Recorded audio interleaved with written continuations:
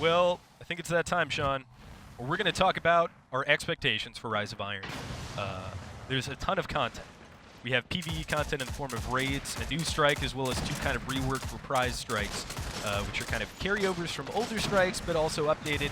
A new campaign, a lot of new narrative elements, and then a lot of changes to, well, a lot of inclusions to itemization, as well as a whole new multiplayer mode. So what are you most excited for, and what are your expectations for the expansion? So I expect the expansion to be hopefully as big as the Taken King was. I'm most excited for story missions because they're really making an effort to integrate better cutscenes and voice acting and character development over the course of these story missions, and that's something that they showed that they could do very well with Taken King.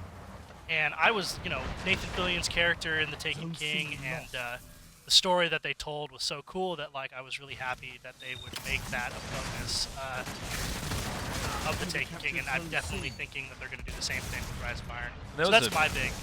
So you're really excited for the narrative elements, which is surprising as somebody who played in launch, and that was just not really a focal point. No, and that was the thing, is the Bungie kind of heard that feedback loud and clear about the storytelling being kind of subpar in the game. And oh my god,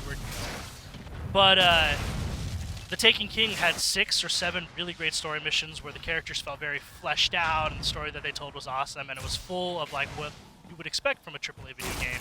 Cutscenes and great voice acting and awesome, really cool action sequences and really cool stuff going on, and you feel like a part of it. And I think oh my gosh, shotgun. There it is. Yep, that party crasher. But I want them to bring that in spades this time around. They're talking about the Iron Lords, which are these very famous guardians that exist within the lore of Destiny from long ago. And we're familiar with some of their names. One of them, Lord Saladin, is still around, and he's the commissioner of the Iron Banner, which is one of the factions that this expansion is very centered on from a storytelling perspective. So we're gonna get to learn a lot about these characters who we've known kind of to be in the game and stuff, and that's really exciting.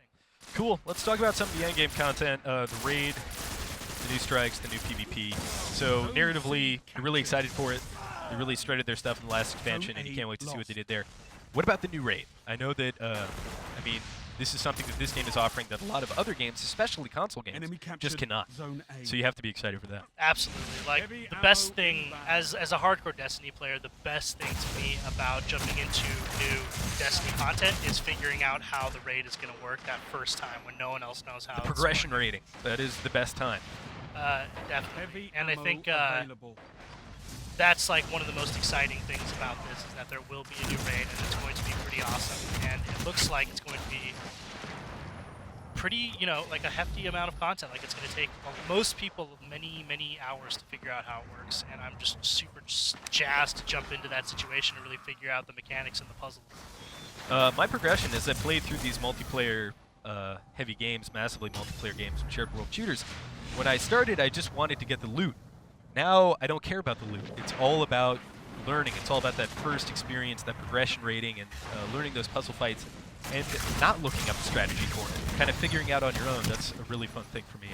Yeah, and that's, again, that's the most fun part, is these raids, if you haven't had the chance to do them yourself, they're very, very difficult, and a lot of the mechanics take a good amount of trial and error for you to be able to really figure out what's going on. But you really feel on point when you do end up downing a boss.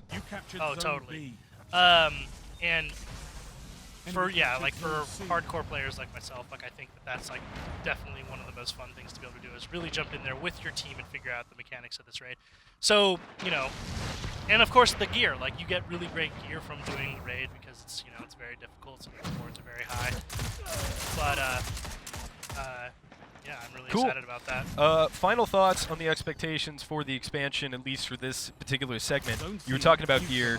They're really making an effort to kind of visually distinguish the gear, whether it be Trials of Osiris or the raid gear or what have you.